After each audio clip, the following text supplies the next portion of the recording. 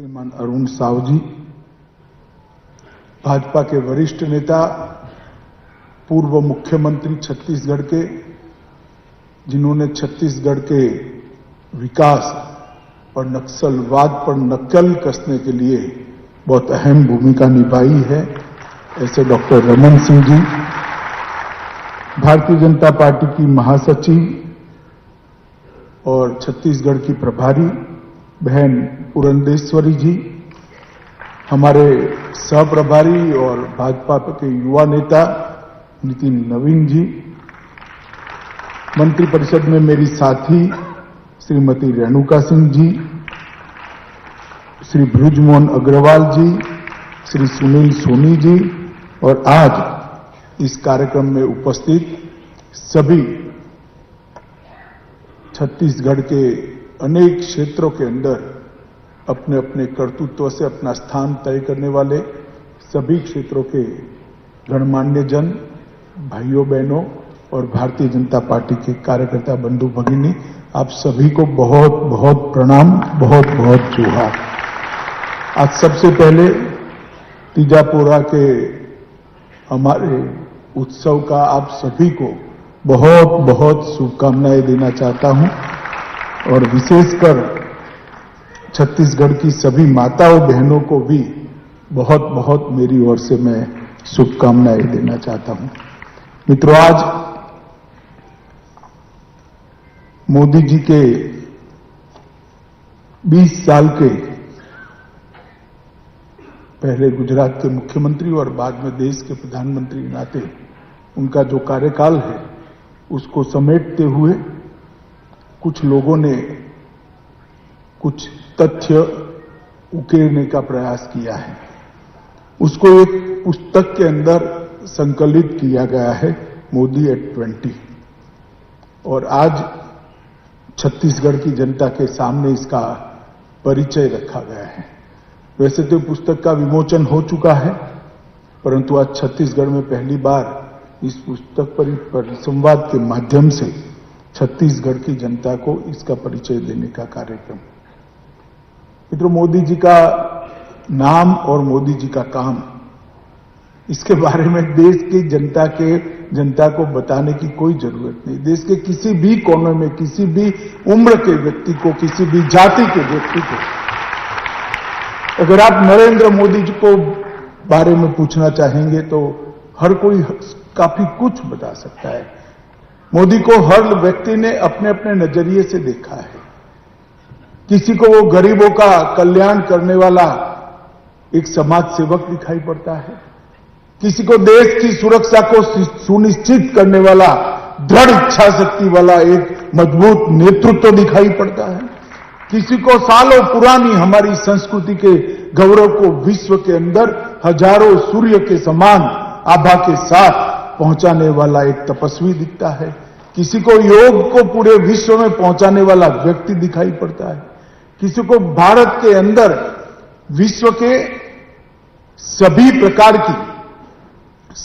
प्रकार के प्लेटफॉर्म पर भारत को गौरव के साथ रखने वाला भारत माता का एक बहुत पुण्यशाली पुत्र दिखाई पड़ता है।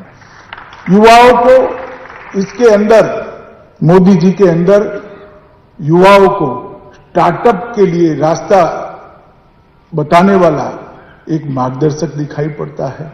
तो गरीब के घर के अंदर गैस, बिजली, पानी, स्वास्थ्य सुविधाएं, अनाज और घर ही देने वाला एक गरीबों का उद्धार दिखाई पड़ता है। मोदी जी को अनेक रूप में अनेक लोगों ने देखा है, अनेक लोगों ने अनुभव किया है। मोदी जी के बारे में कोई बात करना, 25, 30, 40 मिनट के एक अंतराल के अंदर बात करना, एक पुस्तक के कुछ 100, 300, 400 पेज के अंदर उनके कर्तृत्व को समाहित करना, ये संभव नहीं है। 50 साल का सार्वजनिक जीवन और 50 साल का सार्वजनिक जीवन केवल और केवल उद्वत गति से सोचने वाले व्यक्ति का जीवन, केवल और केवल अपने अलावे दूसरे के लिए सोचने वाले व्यक्ति का जीवन, केवल और केवल मां भारती को विश्व में सर्वोच्च स्थान पर पहुंचाने के लिए यत्न करने वाले व्यक्ति का जीवन। इसके लिए किसी भी पुस्तक या किसी भी शब्दों में इसको बांध पाना बड़ा दिक्कत बात है और मेरी तो बहुत मर्यादा है, ना मैं साहित्यकार हूं ना अच्छा लिख पाता हूं। जैसे एक आर्टिकल मैंने भी इस पुस्तक के अंदर लिखा है, भारतीय जनता पार्टी की कार्यकर्ता की नजर से नरेंद्र मोदी, मैंने एक आर्टिकल लिखा है। परंतु मित्रों, अनेकविध उपलब्धियों को इस पुस्तक के अंदर समेटना, इसके अंदर जो लेख लिखे हैं उन लोगों के लिए भी बहुत दिक्कत है। परंतु नरेंद्र मोदी जी के जीवन को इसलिए लोगों के सामने ले जाने की जरूरत है क्योंकि इसमें से प्रेरणा मिल सकती है, इसमें से ऊर्जा मिल सकती है, इसमें से मार्गदर्शन मिल सकता है और लाखों करोड़ों युवा इस रास्ते पर अगर चल भी पड़ते हैं तो देश का कल्याण इसी से हो जाता है।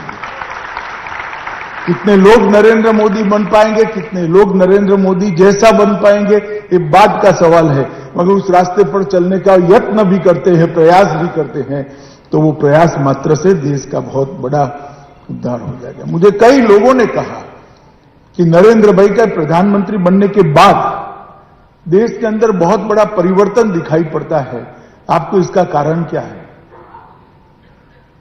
बहुत सारे कारण हो सकते हैं, मगर देश के 60 करोड़ गरीबों को पहली बार अनुभव आया है कि आजादी के बाद मेरा भी अस्तित्व इस देश में है। 60 करोड़ लोग ऐसे थे जिनके घर में ना बैंक अकाउंट था, ना लाइट थी, किसी के पास घर ही नहीं था, शौचालय नहीं था, गैस नहीं था, स्वास्थ्य की सुविधाएं नहीं थी, खाने पीने का अनाज नहीं था। ये 60 करोड़ लोगों के लिए बातें होती थी, काम कुछ नहीं होता था। नरेंद्र मोदी आने के बाद पहली बार ये 60 करोड़ लोगों के जीवन के अंदर एक सार्थक परिवर्तन दिखाई पड़ा। इस देश के अंदर करोड़ों शौचालय बने। शौचालय बनना आज किसी विकासशील देश के लिए या पढ़े लिखे लोगों के लिए, यहां डॉक्टर साहब भी बैठे होंगे, इंजीनियर भी बैठे होंगे, क्या अमित भाई शौचालय की बात करते हो, मगर जिसके घर में शौचालय न हो, इसकी तकलीफ जिसके घर में शौचालय है वो नहीं समझ सकता। विशेषकर माताओं की, माताओं और बहनों को सम्मान देने के काम नरेंद्र मोदी ने। कई करोड़ लोग ऐसे थे जिनके पास घर ही नहीं थे। कई करोड़ लोग ऐसे थे जिनके घर में आजादी के 75 साल के बाद भी बिजली कभी पहुंची ही नहीं थी। कई करोड़ लोग ऐसे थे जो घर में चूल्हे पर कंडे और टहनियां जलाकर धुएं से भरे हुए घर के अंदर अपना खाना पकाते थे। कई करोड़ लोग ऐसे थे जिनके पास इलाज का कोई रास्ता नहीं थे। सारी सुविधाएं एक 8 साल के अंतराल में एक नरेंद्र मोदी नाम के व्यक्ति ने कर दी। इसका कारण क्या है? पहले भी कई लोग आए, गरीबी हटाओ के नारे भी लगे, कई बार चुनाव भी जीते, गरीबों के घर पर जाकर खाना भी खाया, मगर गरीबी नहीं गई। उसका जीवन स्तर उठाने का काम केवल और केवल नरेंद्र भाई ने किया है।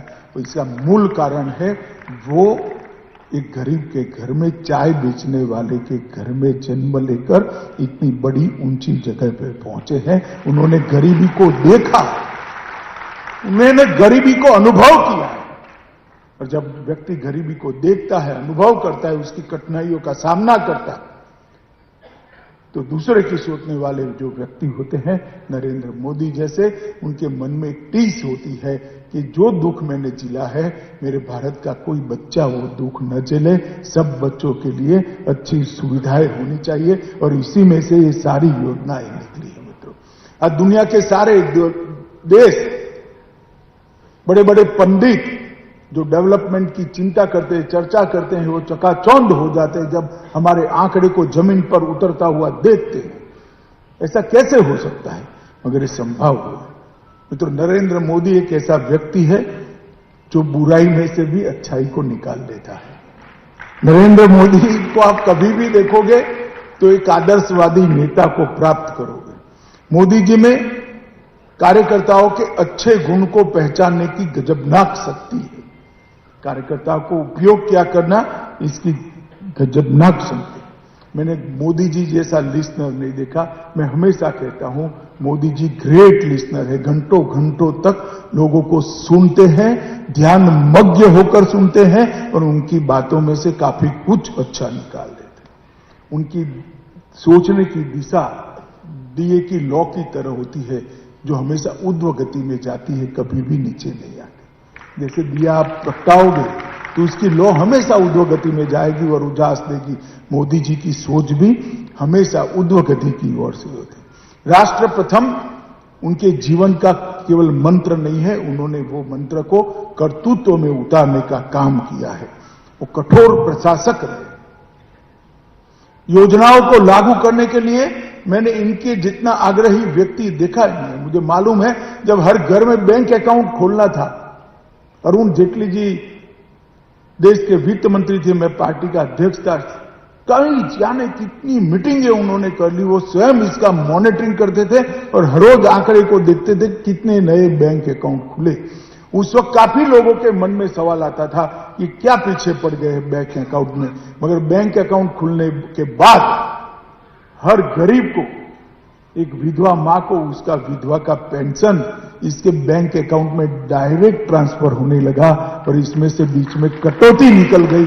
तब लोगों को मालूम पड़ा कि कितना बड़ा काम हुआ है।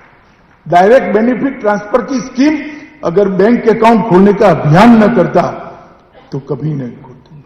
संवेदनशील व्यक्ति है वो।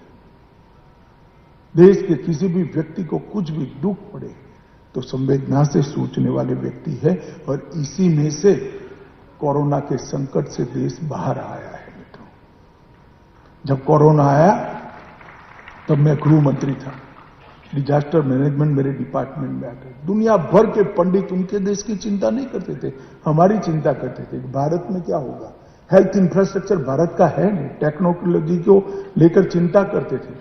मगर जब कोरोना समाप्त हुआ, वो बीच में जैसे जैसे कालखंड आगे बढ़ा, भारत की प्रशंसा करने लगे और अपने देश की चिंता करने लगे। इतना बड़ा परिवर्तन आया। जिस समय कोरोना आया अभी आगे भी नहीं बढ़ा था, उन्होंने वैज्ञानिकों की टीम बना दी कि भारत में इसका वैक्सीन बनना चाहिए, भारत के अंदर इसका टीका बनना चाहिए और भारत के वैज्ञानिकों की जिम्मेदारी है। और मित्रों, हम सबको इसका गर्व है कि कुछ ही देश टीका बन पाए, इसमें मेरा और आपका महान देश भारत के वैज्ञानिकों ने। कभी आप सोच सकते हैं, अभी भी प्रशासन को इस रायपुर में कर्फ्यू डालना है तो कितनी जीपें घुमानी पड़ेगी, माइक लेकर बोलना पड़ेगा। आज 6 बजे के बाद कर्फ्यू है, बाहर मत निकलना, वरना ये करेंगे, वो करेंगे, फला करेंगे, टीका करेंगे, प्रेस नोट देनी पड़ेगी, कितने जतन करने पड़ेंगे। फिर भी लोग निकलते हैं, दंड भी भरते हैं। मगर मोदी जी ने उस वक्त कहा कि जनता कर्फ्यू है, आज सुबह 7 बजे से शाम को 9 बजे तक कोई बाहर नहीं निकलेगा। पूरे देश भर में कोई नोटिफिकेशन के बगैर कर मोदी जी ने कहा एक श्रद्धा का दिया जलाओ, घंटी बजाओ। मोदी जी ने कहा जो कोरोना के वॉरियर है उस पर पुष्प डालो, इनका अभिनंदन करो। और पूरा देश ये करने लगा। मित्रों, एक बार इस देश ने ऐसा नजारा देखा था जब लाल बहादुर शास्त्री देश के प्रधानमंत्री थे, युद्ध चल रहा था पाकिस्तान से और अमेरिका ने कहा कि युद्ध नहीं करोगे तो गेहूं चावल नहीं मिलेगा। शास्त्री जी ने देश को कहा कि भूखे सो जाएंगे मगर हमारे देश की सुरक्षा को हम नहीं छोड़ेंगे। और शनिचर को कई सारे लोगों ने, मैं छोटा था, मैंने गांव में सुना है, कई सारे लोगों ने शनिचर को खाना छोड़ दिया था। उसके बाद एकमात्र प्रधानमंत्री नरेंद्र मोदी ऐसा आया कि जिसके कहने पर पूरे देश ने सभी चीजों को करने का काम किया। वो इसलिए होता है कि इस नेतृत्व पर श्रद्धा है, लोगों को लगता है कि नेता हमारे लिए सोच रहा है। और देखिए साहब, 130 करोड़ की आबादी 2 डोज देना था, आज 225 करोड़ से ज्यादा डोज दे दिए, किसी को कोई तकलीफ नहीं पड़ी और कोरोना के बाहर आकर खड़े हुए। अच्छे अच्छे विकसित देशों को भी वैक्सीनेशन देने में आज भी लक्ष्य पूरा नहीं हुआ है। हमारे दोनों डोज हो गए और तीसरा डोज भी मुफ्त देने का काम अभी चल रहा है। और किस तरह से आप गए, लाइन में खड़े रहे, डोज लिया, कॉफी पी और बाहर निकलने से पहले आपके मोबाइल पर मोदी जी की हंसती हुई फोटो के साथ सर्टिफिकेट भी आ गया। सर्टिफिकेट लेने के लिए भी किसी को कहां नहीं जाना पड़ा। टेक्निक का इसका इतना अद्भुत उपयोग, एक कोविन ऐप को 170 से ज्यादा देशों ने अपने यहां स्वीकार किया है और हमने हंसते हंसते कोई रॉयल्टी लिए बगैर दुनिया भर को दिया है। वैक्सीन भी दुनिया भर को देने का काम हमारे भारत ने। ये बताता है कि कोई देश का प्रधानमंत्री अगर चिंता करता है, चिंतन करता है, संवेदनशीलता के साथ काम करता है, तो किस प्रकार के परिणाम, किस प्रकार के नतीजे आते हैं उसका। मोदी जी का एक बहुत बड़ा योगदान है तो राजनीति में। मुझे ठीक याद है, मैं बचपन से राजनीतिक विश्लेषक रहा हूं। बचपन से मुझे इसकी ट्रेनिंग भी दी गई है। एक कालखंड आया था देश में 2010 से 2014 का, पूरा देश निराश हो गया। यूपीए की सरकार थी, कांग्रेस की सरकार थी, मनमोहन सिंह की सरकार थी, चलाती सोनिया गांधी जी थी और उस वक्त 12 लाख करोड़ के घपले, घोटाले, भ्रष्टाचार हुए, न जाने कितनी निर्भयाओं पर बलात्कार हुआ, देश की सीमाओं की कोई सुरक्षा का ठोर ठिकाना नहीं था, दुनिया में देश का सम्मान नहीं था, अर्थतंत्र के सारे सूचकांक औंधे मुंह गिर गए थे, देश का भविष्य क्या है धुंधला सा हो गया था। और देश के लोग सोचने लगे थे कि हमारी मल्टी पार्टी डेमोक्रेटिक सिस्टम, हमारी बहुपक्षीय संसदीय लोकतांत्रिक व्यवस्था विफल हो गई है क्या? ये पद्धति से देश आगे बढ़ पाएगा क्या? ये पद्धति से देश अपनी दुनिया में जगह बना पाएगा क्या? ऐसा क्वेश्चन मार्क हुआ था। और उसी वक्त भारतीय जनता पार्टी ने 2014 में नरेंद्र मोदी जी को अपना प्रधानमंत्री पद का प्रत्याशी घोषित किया और जो आंदोलन कर रहे थे युवा, वो समर्थन में खड़े हो गए और 30 साल के बाद पहली पूर्ण बहुमत की सरकार बनी, पहली गैर कांग्रेसी 2/3 बहुमत वाली सरकार बनी, जिसके नेता नरेंद्र मोदी बने। और मित्रों, 2014 से 2022 से 8 साल के अंदर जहां लोकतंत्र के प्रति आस्था चरमरा गई थी, डिग गई थी आस्था, वही देश के अंदर आज कहते हैं ना, अब हम सफल लोकतंत्र है, विश्व का सबसे बड़ा लोकतंत्र है, लोकतंत्र पैदा ही हिंदुस्तान में, हम लोकतंत्र की जननी। ये आत्मविश्वास जो खड़ा हुआ है 8 साल के मोदी जी के बहुत अच्छे शासन, मोदी जी का सबसे बड़ा अगर योगदान है तो इस 130 करोड़ की जनता के मन में लोकतंत्र के प्रति आस्था को पाताल से भी गहरी करने का काम किया। जब मोदी जी देश के प्रधानमंत्री बने उसके पहले 3 नासूर थे, परिवारवाद, भ्रष्टाचार और तुष्टीकरण। ज्यादा से ज्यादा पार्टी आप उठाकर देख लीजिए, भारतीय जनता पार्टी के अलावा सभी पार्टियों को उठाकर देखिए, बाप के बाद बेटा, बेटा कैसा है देखना ही नहीं, बेटा ठीक नहीं तो उसका दूसरा भाई, अगर नहीं है तो दामाद भी लाइन लगाकर बैठे हैं, और अगर कोई नहीं है तो खाली रहेगा मगर और कोई आएगा नहीं। सारी राजनीतिक पार्टियां परिवारवाद में लिप्त थी, मगर मोदी जी ने भारतीय जनता पार्टी के जब नेता बने और लोगों के सामने सुशासन का मंत्र रखा, तब परिवारवाद उखाड़ उखाड़ कर इस देश की जनता ने फेंक दिया, इनको पराजय का मुख। भ्रष्टाचार 8 साल के हमारे शासन के अंदर हमारे पर विपक्ष भी भ्रष्टाचार का आरोप नहीं कर सकता, इस प्रकार की सरकार नरेंद्र मोदी। और तुष्टीकरण का नामो निशान खत्म हो गया, सबके लिए समान व्यवहार, किसी को विशेष कुछ प्राप्त नहीं होगा। वोट बैंक की राजनीति को मोदी जी ने समाप्त कर दिया। ये तीनों नासुरों को मोदी जी ने देश की राजनीति से उखाड़ कर फेंक दिया और इसकी जगह पॉलिटिक्स ऑफ परफॉर्मेंस, विकास कौन करेगा, परफॉर्म कौन करेगा, इसकी राजनीति को शुरू किया। और आज देश की जनता पॉलिटिक्स ऑफ परफॉर्मेंस मांगती है। मैं देश के युवाओं को भी कहना चाहता हूं, पॉलिटिक्स में आए हुए, राजनीति में आए हुए ये बारीक बदलाव को आप ध्यान से देखिए, ध्यान से देखिए। देश की राजनीति अब बदल रही है, यहां परिवारवाद नहीं चलता है, जातिवाद नहीं चलता है, भ्रष्टाचार नहीं चलता है, यहां तुष्टीकरण नहीं चलता है।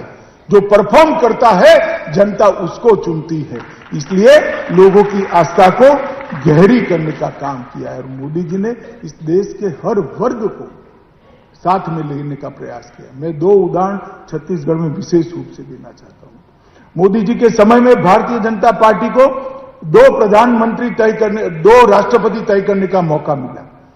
पहले रामनाथ कोविंद जी, देश के गरीब से गरीब घर के अंदर जन्मा हुआ दलित का बेटा इस देश का राष्ट्रपति बना और पूरे देश को लगा कि अगर क्षमता है तो कोई भी कुछ भी बन सकता है। उसके बाद दूसरी बार मौका मिला, भाई रहने दो, कुछ नहीं होगा, रहने दो, कुछ नहीं होगा, आप भी रहने दिए भैया। दूसरी बार मौका मिला और दूसरी बार के मौके में उन्होंने आदिवासियों में भी, जनजातियों में भी सबसे पिछड़ी जनजाति और गरीब घर की बेटी द्रौपदी मुर्मू को, महामहिम द्रौपदी मुर्मू, देश को आज पहली बार आदिवासी महिला राष्ट्रपति के रूप में मिली है। और इतना सीधा साधा सरल व्यक्तित्व, राजनीति में कहीं इसका कोई स्थान न हो अगर कांग्रेस की संस्कृति हो, मगर भारतीय जनता पार्टी और नरेंद्र मोदी का नेतृत्व है मित्रों। ये द्रौपदी मुर्मू को महामहिम द्रौपदी मुर्मू बनाना एक बहुत बड़ा देश का परिवर्तन का संकेत है। और छत्तीसगढ़ के सारे आदिवासी भाई बहन इस पर गौरव करते हैं। देश भर के आदिवासी भाई बहन गौरव करते हैं। 75 साल तक आदिवासी देश का राष्ट्रपति नहीं बन पाया, नरेंद्र मोदी जी ने देश को एक पहला आदिवासी राष्ट्रपति, महिला आदिवासी राष्ट्रपति देने का काम। और दूसरा काम, मोदी जी ने सबसे बड़ा काम किया, मैं उनके मंत्रिपरिषद में था गुजरात में, उन्होंने वहां पर वन बंधु कल्याण योजना शुरू की थी। मित्रों, वन बंधु कल्याण योजना जनजातीय कल्याण के लिए एक बहुत महत्वपूर्ण योजना है। इसका आप अगर डिटेल अभ्यास करेंगे तो आपको मालूम पड़ेगा। कई योजनाएं बनी, किसी ने रोड बना दिए, किसी ने लाइट लगा दी, किसी ने बस स्टेशन बना दिए, किसी ने स्कूल बना दिया, मगर सर्वांगीण विकास जनजातीय क्षेत्र का वो नहीं हुआ। वन बंधु योजना के 4 कंपोनेंट थे, 4 स्तंभ है, और उसमें एक व्यक्ति का विकास, मतलब आदिवासी भाई बहन का सीधा विकास, उसी का विकास, दूसरा गांव का विकास, तीसरा उस क्षेत्र का विकास, और चौथा सुविधाओं का विकास। ये चारों को मिलाकर वन बंधु कल्याण योजना बनाई। और पहली बार देश ने जनजातियों को जो वादा किया था देश के संविधान के, आबादी के अनुपात में बजट के अंदर आपके विकास के लिए राशि का प्रबंधन किया जाएगा, अगर आजादी के बाद देश में किसी एक राज्य ने करा तो सबसे पहले मोदी जी के नेतृत्व में गुजरात के अंदर इसकी शुरुआत हुई। और एक बहुत बड़ा गरीबों को कल्याण करने का उन्होंने वहां से शुरुआत करी। मित्रों, उनके दृष्टिकोण को ध्यान से समझने जैसा है। उनके व्यक्तित्व को समझ के अगर नेता की व्याख्या करने के लिए मुझे कोई कहे कि नेता कैसा होता है, तो मोदी जी के व्यक्तित्व का विश्लेषण कर मैं कहने का प्रयास करता हूं।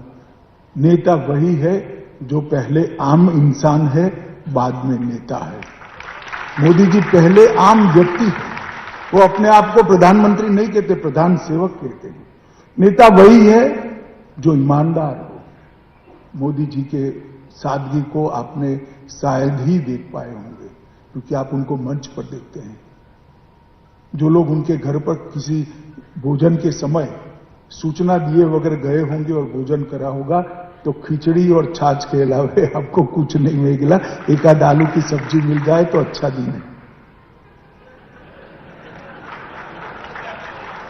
जो सादगी से जीता है, जो पारदर्शिता से जीता है, वही नेता है।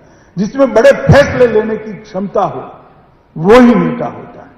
सालों से पाकिस्तान हमारे यहां घुसपैठ करता था, हमारे सेना के जवानों के सर काट कर ले जाते थे, पैर से अपमानित करते थे। दिल्ली के आकाओं के माथे पर जू नहीं रहती। नरेंद्र मोदी जी आए, उरी और पुलवामा में हमला किया, एक बार एयर स्ट्राइक किया, एक बार सर्जिकल स्ट्राइक किया, घर में घुसकर जवाब,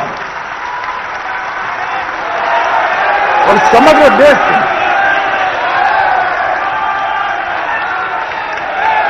और समग्र देश के अंदर एक आत्मविश्वास जगाया कि हमारे देश की सीमा और हमारे देश की सेना को कोई छेड़खानी नहीं करता सकता। और पूरी दुनिया में एक संदेश गया कि इजराइल और अमेरिका के बाद अगर कोई गलती करता है तो घर में घुसकर दंड देने का किसी में सामर्थ्य है तो मेरे और आपके भारत के अंदर ये संदेश है। वो बड़ा फैसला लेते नहीं, नोटबंदी हो, जीएसटी, 200 करोड़ लोगों को वैक्सीन लगाना हो, बड़े बड़े फैसले लिए। उनका फैसले लेने का ध्रुव वाक्य क्या है, मूल सोच क्या है? फैसले व्यक्ति को अच्छे लगे ऐसे नहीं लेने चाहिए, मुझे और आपको अच्छे लगे ऐसे फैसले नहीं लेने चाहिए, मेरे और आपके लिए अच्छे हो ऐसे फैसले लेने चाहिए। इसलिए मोदी जी जब कोई भी बड़ा निर्णय करते हैं, राहुल बाबा तुरंत ट्विटर लेकर मैदान में आ जाते हैं, 7, 8, 10 ट्वीट ठोक देते हैं। ठीक है, ठोक दिए। 15 दिन के बाद जब जनता फैसलों का स्वागत करती है तो मुंह देखने जैसा हो जाता है।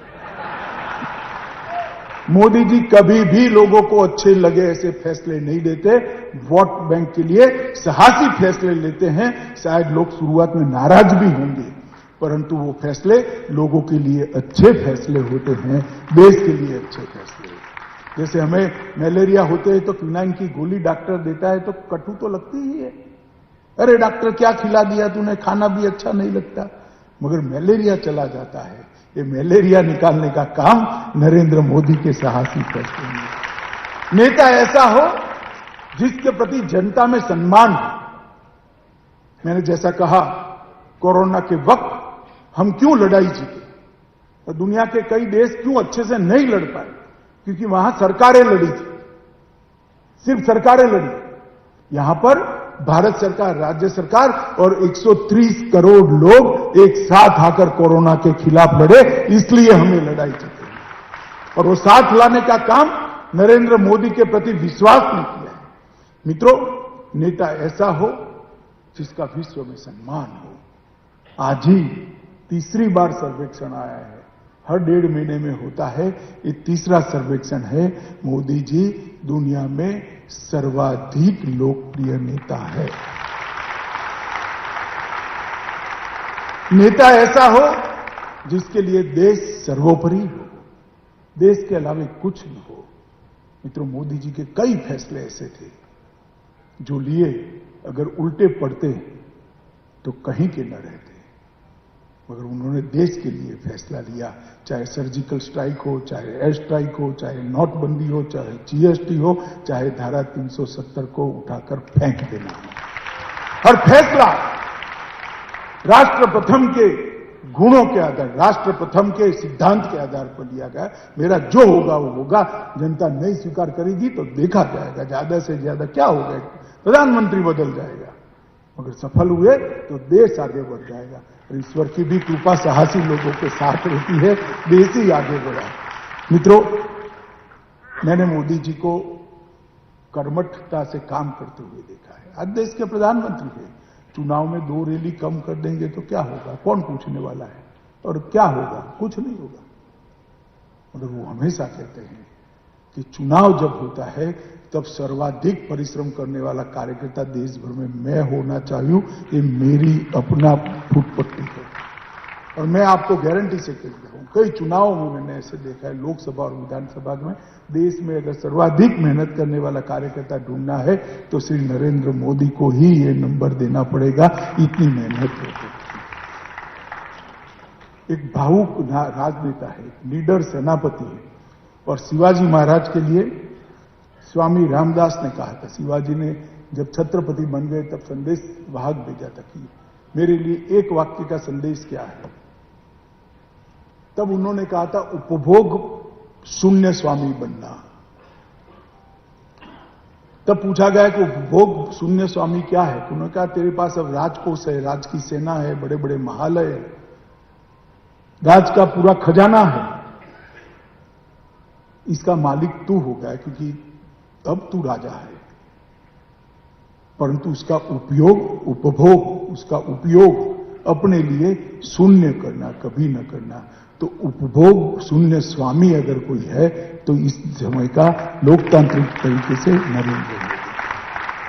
तो वो अपने आप को स्वामी भी नहीं कहते, इसीलिए प्रधान सेवक कहते हैं। और आज भी वो 18-18 घंटे काम करने वाले व्यक्ति है।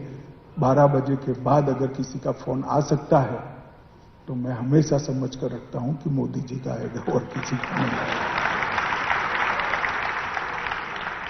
18 घंटे काम करने वाला व्यक्ति है और अपने साथियों से भी वो कराते हैं। देश की सुरक्षा के मामले में जीरो टॉलरेंस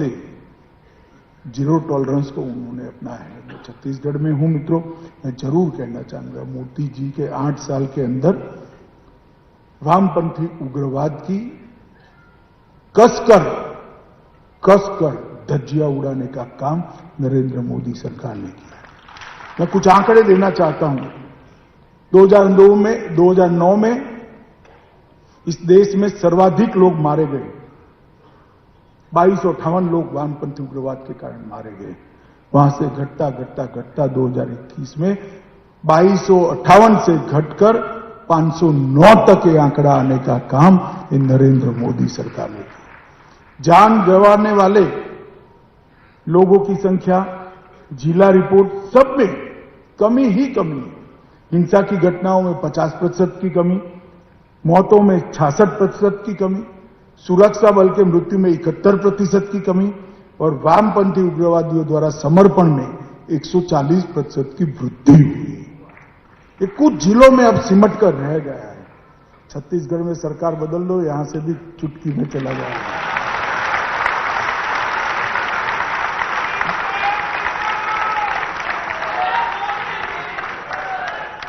नहीं तो देश की सुरक्षा के लिए मोदी जी ने दृढ़ता से काम किया है। कई सारे ऐसे काम किए हैं कि हर गांव में बैंक पहुंचाने का अभियान होता है। 30 सर्वाधिक जिले जो छत्तीसगढ़ के हैं उसमें 1253 शाखाएं खोलने का काम किया है। लगभग 2343 मोबाइल टावर लग चुके हैं नए वामपंथी उग्रवादी क्षेत्रों के अंदर और 2542 नए लगने वाले हैं। 243 आवासीय एकलव्य विद्यालय बनाने का काम हुआ है। मित्रों, उन्होंने कई चैलेंजिंग चीजों को भी लिया है, जैसे शिक्षा के क्षेत्र में ढेर सारा किया है। मैं पूरी मीमांसा करना नहीं चाहता, मगर सबसे कठिन काम क्या है? जिनका शिक्षा का अभ्यास है उनको कठिन है। मालूम है कि 2 ही बड़े मसले हैं जो बहुत दिक्कत देने वाले हैं देश को। एक तो एनरोलमेंट 100% होना चाहिए, हर बच्चा स्कूल में दाखिला लेना चाहिए और फिर ड्रॉप आउट नहीं होना चाहिए। कम से कम 10वीं तक वो परीक्षा पास करना चाहिए। तो 100% बच्चे स्कूल में एनरोल हो और 100% बच्चे एसएससी से बाहर निकले। नरेंद्र मोदी जी ने गुजरात के अंदर जब मुख्यमंत्री बने तब एनरोलमेंट 66% था। जब उन्होंने अपना मुख्यमंत्री काल का टाइम समाप्त कर प्रधानमंत्री बने तो एनरोलमेंट 99.78% था, 66% से 99.8%। और ड्रॉप आउट रेशियो जो 36% था उससे ड्रॉप आउट रेशियो 0 कर दिया। एक भी बच्चा जो आ गया वो जा नहीं पाता था, उसको स्कूल में कंटिन्यूअसली 10वीं तक पढ़ता था। इस प्रकार के काम स्वास्थ्य में भी ढेर सारे काम किए हैं, मैं पूरी कहना नहीं चाहता, मगर इसमें सबसे बड़ा काम क्या होता है तो माता मृत्यु दर और बाल मृत्यु दर को कम करना और डिलीवरी को 100% इंस्टीट्यूशनलाइज करना। मोदी जी ने गुजरात के अंदर इसमें बहुत अच्छे ढंग से आंकड़ों को सुधारने का काम किया था। मित्रों, मोदी जी के नेतृत्व में देश ने अनेक उपलब्धियां प्राप्त की। सबसे बड़ी उपलब्धि जब वो मेक इन इंडिया कहते थे तब राहुल बाबा हंसते थे। आज उनको मालूम पड़ रहा है, देश को मालूम पड़ रहा है कि भारत दुनिया का उत्पादन का बहुत बड़ा हब बन रहा है, स्टार्टअप का हब बन रहा है, यूनिकॉर्न स्टार्टअप का हब। मित्रों, सोचने की पंगुता जिनके अंदर है उनको ही मखौल उड़ाने का साहस होता है। जो लक्ष्य तय कर मेहनत कर आयोजन कर विश्लेषण कर पुनः आयोजन कर लक्ष्य की ओर द्रुत गति से बढ़ते हैं, उनको सफलता ही मिलती है। और मोदी जी ने 8 साल के अंदर समग्र विश्व के अंदर भारत को उत्पादन का हब बनाने में बहुत बड़ी सफलता प्राप्त करी है। सबसे ज्यादा निर्यात अगर 75 साल में कोई एक वर्ष में हुआ है तो 21-22 के वित्तीय वर्ष में हुआ है। मित्रों, भारत निर्यातक देश अब बन रहा है, भारत कृषि में आत्मनिर्भर बन रहा है। और उन्होंने आजादी के अमृत महोत्सव के वर्ष में हमारे सामने लक्ष्य रखा है कि आत्मनिर्भर भारत की नींव डालना, और जब देश की आजादी की शताब्दी मना रहे हो तब आत्मनिर्भर भारत बना। कई सारे फैसले किए, धारा 370 और 35A को खत्म कर दिया, ट्रिपल तलाक को खत्म कर दिया, सिख दंगों की SIT बनाई गई, आसाम एकॉर्ड की आत्मा को पुनर्जीवित किया, NPA को जो 52 लाख करोड़ का था उसको खत्म करने की ओर गए, 1 रैंक 1 पेंशन की योजना जवानों के लिए लागू कर दी। और सबसे बड़ा काम मित्रों, हम सब लोग, देश के करोड़ों लोग, दुनिया के करोड़ों लोग मानते थे कि जहां प्रभु श्री राम का जन्म हुआ वहीं मंदिर जरूर बनना।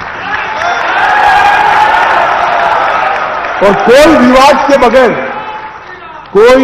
के बगैर रक्त की एक बूंद भूमि पर बहाए बगैर आज वही जगह पर जहां प्रभु श्री राम का जन्म हुआ था, गगनचुंबी श्री राम का मंदिर बन रहा है। मित्रों, ये पूरे देश के लिए संतोष है। शायद ही 8 साल के अंदर इतने बड़े बड़े फैसले, इतने बड़े बड़े काम किए होंगे। मित्रों, अर्थतंत्र के आंकड़े भी मैं लेना नहीं चाहता, बहुत सारा सुधार इसके अंदर हुआ है। गरीब कल्याण के अंदर भी बहुत सारा सुधार हुआ है। अनुसंधान को मोदी जी ने आगे बढ़ा है। रिसर्च एंड डेवलपमेंट जो देश नहीं करते हैं वो कभी विश्व में अपना स्थान मजबूत नहीं कर सकती। नीड को समझकर हमारे युवाओं को रिसर्च एंड डेवलपमेंट की दिशा में आगे बढ़ा है। नई राष्ट्रीय शिक्षा नीति लेकर आए हैं जिसमें भारत को दुनिया का विद्या का ध्यान बनाने की सभी चीजें मौजूद है। भारतीय भाषाओं को महत्व देना शुरू किया। इंजीनियरिंग और मेडिकल के अभ्यासक्रम अब हिंदी भाषा में भी तैयार हो रहे हैं, गुजराती में भी हो रहे हैं, मराठी में भी हो रहे हैं। और मित्रों, ये हमारे देश के लिए बहुत बड़ी उपलब्धि है, हमारी भाषाओं को बचाना। मैं आपको बताता हूं, किसी भी विश्व के मंच में मोदी जी में अंग्रेजी बोलते हुए किसी ने सुना है क्या? जब इस देश का प्रधानमंत्री फर्राटे से देश की राजभाषा हिंदी में बात करता है, छाती गच गच फूल जाती है। एक सम्मान के साथ अपनी भाषा के गौरव को आत्मसात करते हुए देश की बात वो विश्व के मंच पर लगते हैं, तब लगता है कि जिसके लिए शहीदों ने शहादत दी होगी वो हमारी कल्पना का भारत, नया भारत अब बनने वाला है, बनने की शुरुआत हो गई है। और ये मोदी जी के 20 साल देश का इतिहास जब भी लिखा जाएगा, 2001 से 2002 से 2022 के 20 साल जब भी इतिहास लिखा जाएगा मित्रों, इस सुवर्णमयी अक्षरों से लिखा जाएगा, क्योंकि इसने भारत को परिवर्तित करने की नींव डाली है। आज मैं यहां पर सभी पुस्तक के प्रकाशकों का और समिति जो बनी है इसके लिए आयोजकों का भी बहुत बहुत धन्यवाद करता हूं। और आप सबको फिर से एक बार आज के त्योहार का शुभकामनाएं देकर मेरी बात को समाप्त करता हूं। वंदे मातरम, भारत माता की जय।